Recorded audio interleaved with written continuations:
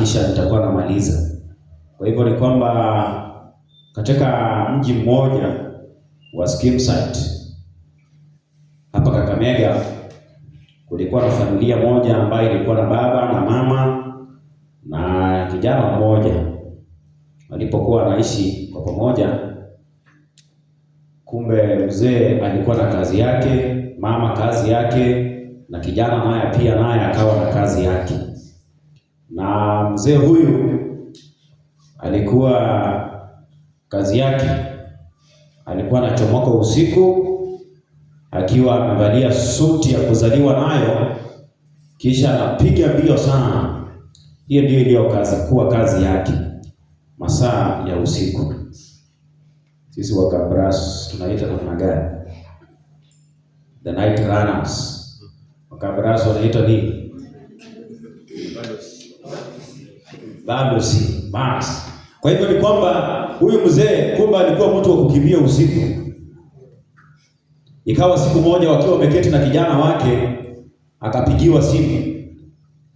Simu ilipoitana, aliposhika ikakuwa kwamba ni mkutano umeanza kupangwa wa wachawi ama walosi kukutana. Na mkutano wenyewe ukakuwa na venue ambaye ni forest katikati. Kwa hivyo walipokuwa wanazungumza, kumbe kijana wake akawa anasikiza. Na huyu kijana hakuwa anafahamu ya kwamba baba yake wakati wa usiku anachomoka na kupiga mbio sana.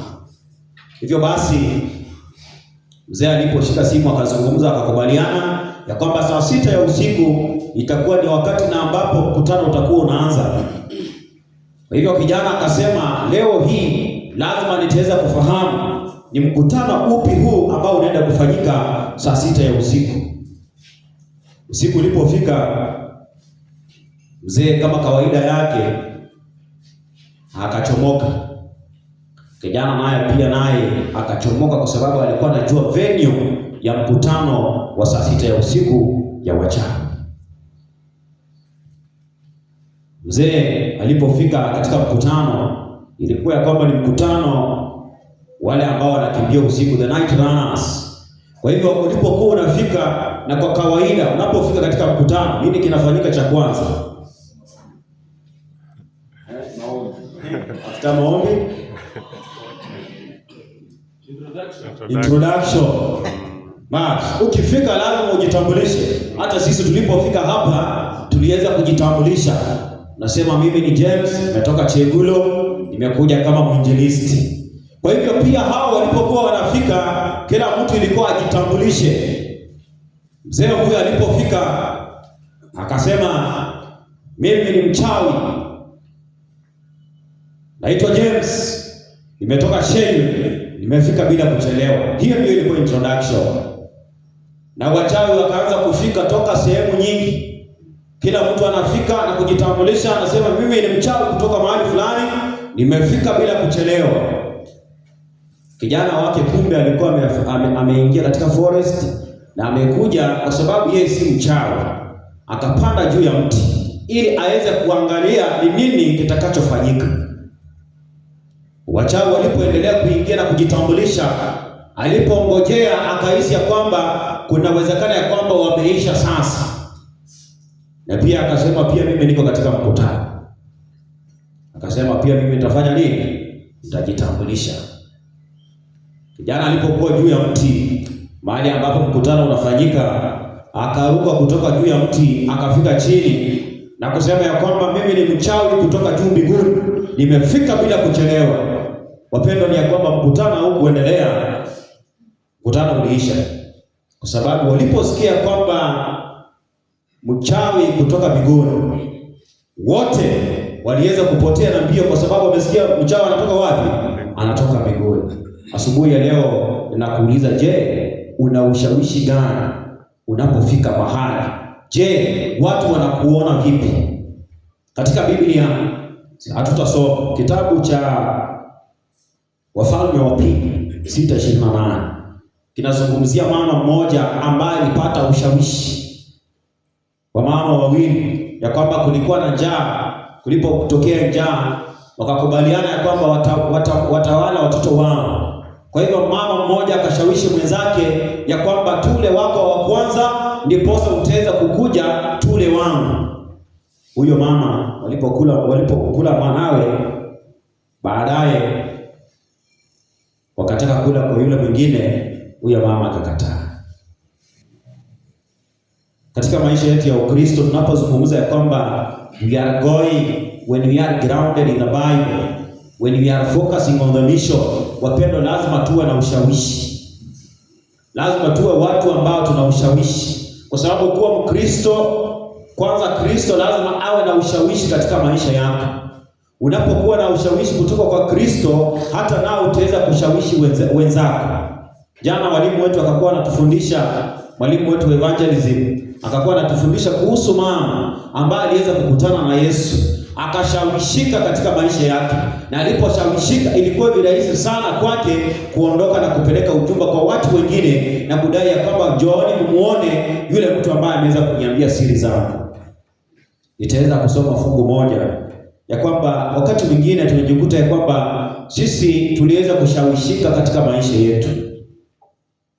Jana nikafundisha kuhusu kuwa Mkristo wa kweli, ya kwamba Mkristo wa kweli sio mtu tu ambaye anapobatizwa alafu anazimia pale, bali Mkristo wa kweli ni yule ambaye anakuwa katika maisha yake kila kuchao. Na unapokuwa kumaanisha ya kwamba kuna mambo ambayo ulikuwa unayatenda pale zamani yanakuja sasa yanabadilika, unaanza kutenda mambo mengine mapya. Wapendwa, lazima tushawishika katika maisha yetu. Akina baba, akina mama, vijana wenzangu ambao tunasikiza asubuhi hii, tujiulize, je, ni ushawishi upi ambao tunapata katika maisha yetu? Je, wewe mtu anapokuangalia, je, unamshawishi namna gani? Wakati mwingine tunashawishi watu kwa vitendo vyetu. Jiwe shule zimechomwa sana. Si imekuwa this year, si hivyo?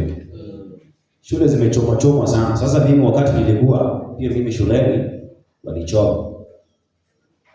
Na hawakuchoma kwa sababu ya sababu kubwa sana.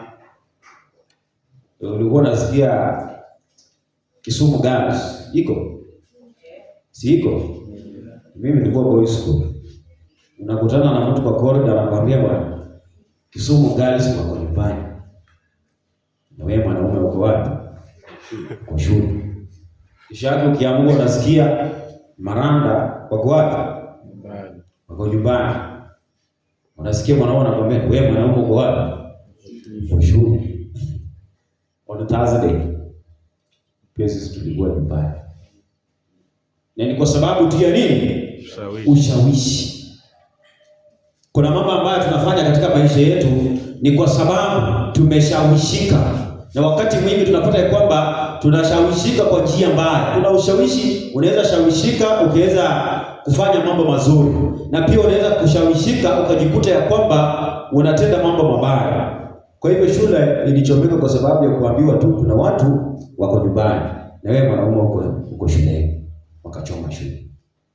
Hata ukifuatilia shule ambazo zimechomeka huu mwaka, utagundua ya kwamba watu wengi, vijana wengi walipokuwa wanatazama wenzao wako nyumbani, wanasema kama hao walichoma, hata kuna kanisa school huko hata dormitory moja. Lakini hatupia wao wanataka kufanya nini? Kuchoma enda wapi? Enda nyumbani. Yaani ushawishi, kwa sababu anaposikia habari za kutokea kwingine wanasema hata pia nasi tuweze kufanya mambo kama haya. Kwa hivyo tunaambia kwamba kama Wakristo tunapoendelea kuishi, tuwe watu ambao tunaleta ushawishi katika maisha ya watu wengine ambayo yanamtukuza Mungu. Tusiwe watu ambao tunafanya mambo ambayo yatafanya watu wakaweza kuondoka kwa Mungu. Jana mtumishi wa Mungu akazungumza akasema ya kwamba ikiwa unaketi na watu wanapokutazama tabia yako, alikuwa mwalimu wetu katika darasa letu, ya kwamba ukiwa mahali mtu anapokuangalia anasema ai, kama huyu ndio Mkristo na sio Mkristo tu, huyu ndiye Mwadventista, basi hiyo kanisa mimi sitawahi ingia. Ni ushawishi ambao umeweza kuonekana kutoka kwako, ambao unasababisha hata kanisa la Mungu lifanye nini? Litukana, na jina la Mungu pia kutukana. Kwa hivyo wapendwa, asubuhi hii nimekuja kusema ya kwamba Mungu anatuarifu ya kwamba katika maisha yetu tunapoendelea kuishi, je, ni ushawishi upi ambao tunaufundisha katika maisha yetu?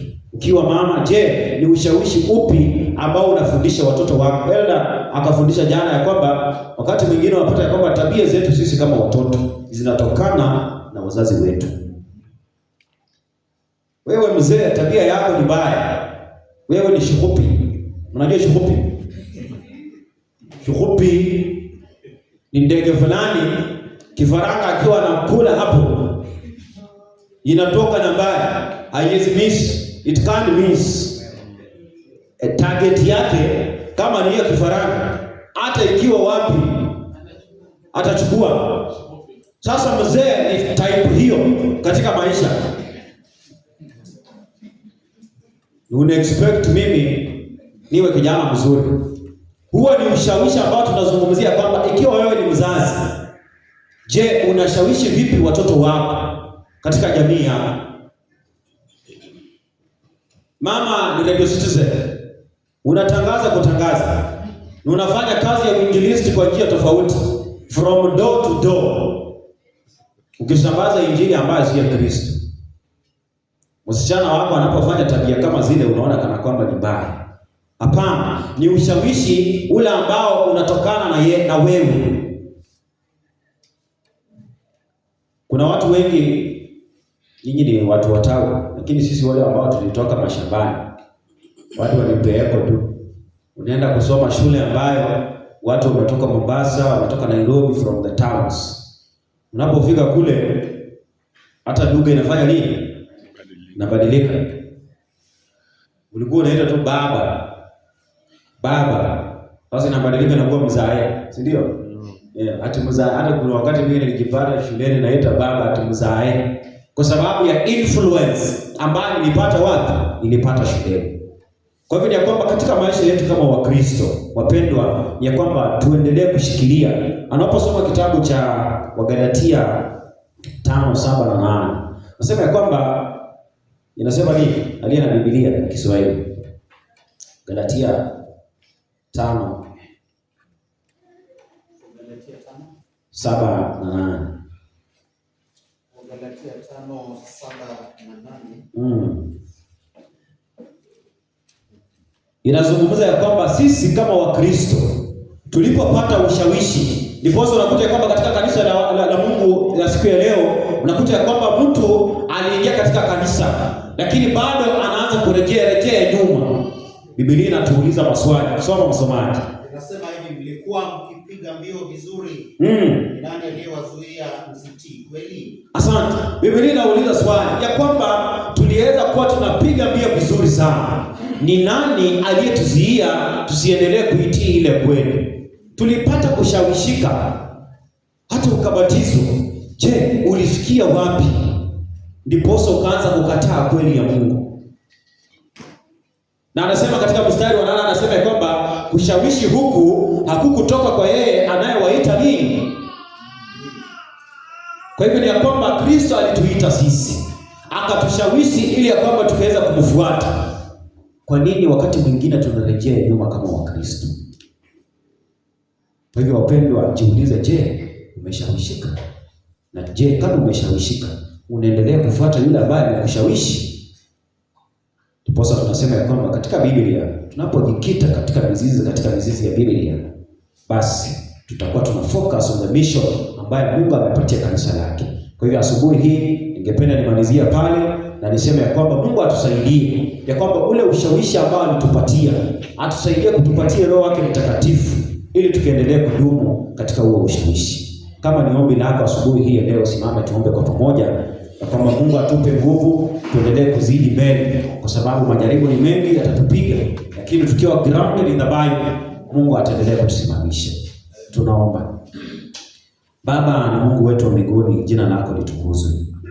Asante asubuhi hii ya leo kutujalia uzima. Asante kwa sababu ya neno lako ambalo umeweza kuzungumza pamoja nasi, ya kwamba tunahitaji kushawishika kutoka kwako, na hata pia nasi yale mazuri ambayo tutatoka kwako tukaweza kutangazia hata pia na wengine, ikaweza kuwavuta karibu na upendo wako.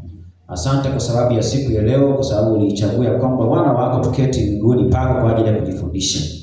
Walimu watakaofuata nyuma watumie kwa njia kipekee, ili ya kwamba waneno yatokaye katika kiti chako cha enzi. Tubariki sisi sote kwa Kwa jina la Yesu nimeweza kuomba na hata kuamini. Amen.